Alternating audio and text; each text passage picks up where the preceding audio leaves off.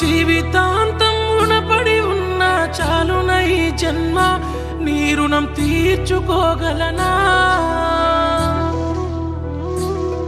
నా భవిష్యత్తుకు